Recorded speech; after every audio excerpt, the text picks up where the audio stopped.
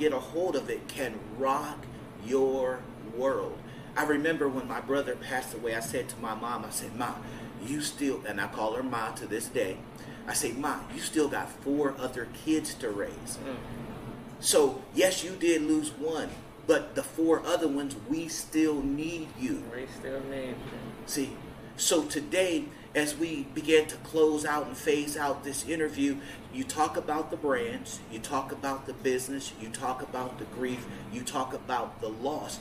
But if you were going to talk about you in the essence of who Snoop Dillard is, which is on the other side of the book, if you could summarize yourself, what would that be?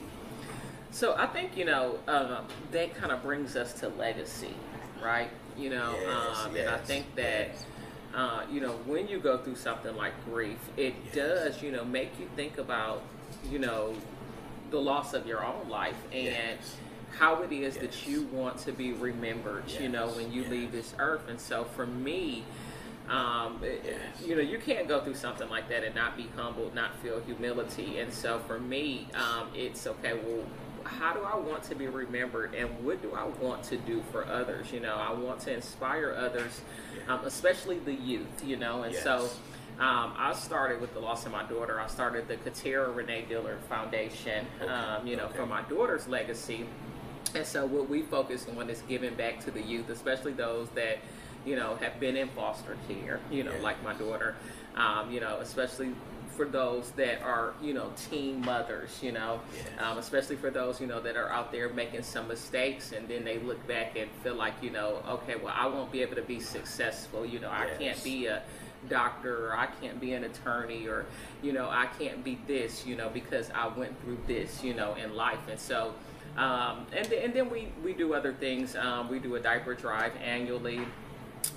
As I was mentioning, we do the cleanup initiatives, around here, around the restaurant, probably every couple months.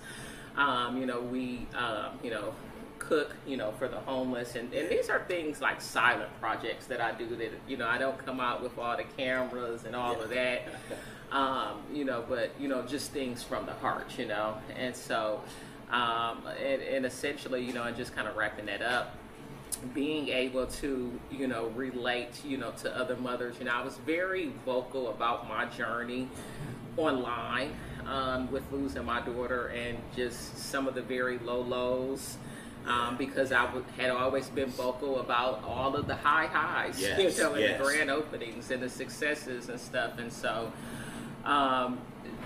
and I just was so down in the dumps, I really could not, hide it. I got off Instagram for several months, but of course with what I do, I have to be seen, I have to be out there, I have to be doing things. And so I was very transparent, about how I was struggling, throughout, the past, 3 years. And so I have a lot of people that have come to me and say, and it's crazy because there were people who had their children at the time and have since lost.